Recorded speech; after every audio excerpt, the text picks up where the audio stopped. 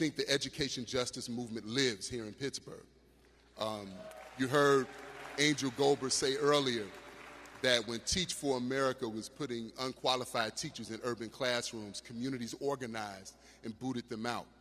When privatizers wanted to close schools instead of focusing on equity, parents, young people, educators came together and they stopped school closings. But they didn't just say what they were against.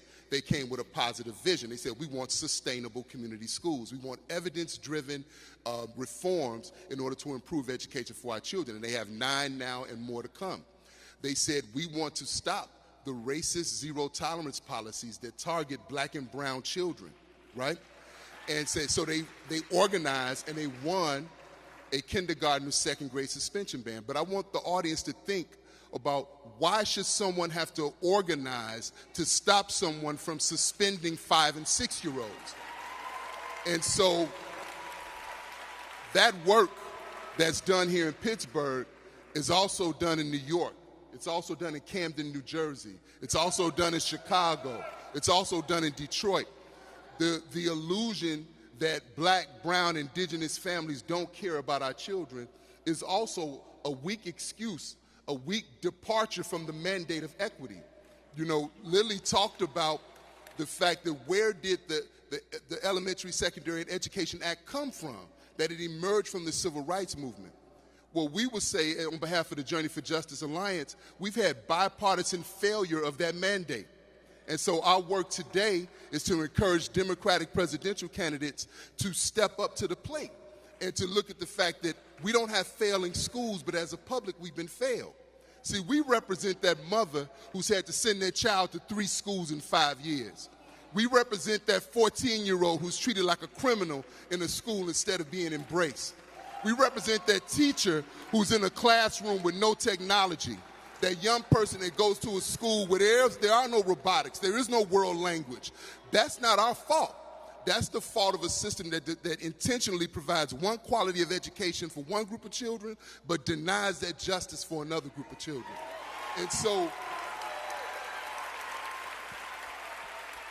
this moment is important because we all come from different places.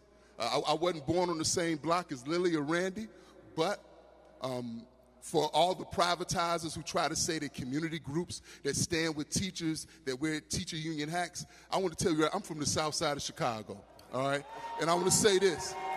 I have a lot more in common with a teacher than a hedge funder. I have a lot more in common with Randy Weingarten than Eli Broad. And I think that we have to be very clear. So for members of the media who raise those questions, I would say, when will you start asking who's funding that side? When will you start asking that question? Because I'm clear that to the young people who tugged on my pants leg, to the second graders at Mollison Elementary School on the south side of Chicago, who tugged on my pants leg in the gym room and begged me, Mr. Jitu, will they reopen my school? Because they were displaced from a receiving school. That's who I represent. Those voices are the ones that I hear. So I think this moment is important because this is not about some type of moment that we're making up. People are fighting for justice all over the country. Right now in Oakland, California, parents are fighting to stop school closings. Right now in Little Rock, Arkansas, people are in Little Rock, where 9 brave souls risked their lives. They orchestrated an unjust state takeover and took away people's right to vote, to elect their school boards in order to grease the rails for school privatization. That should not be acceptable, and it's not acceptable to us. So we're honored to be a part of this moment, and I think Pittsburgh is important because, again, it's where education justice movement lives, and we want to make sure that the voices of people in this audience are heard. Thank you, Jitu.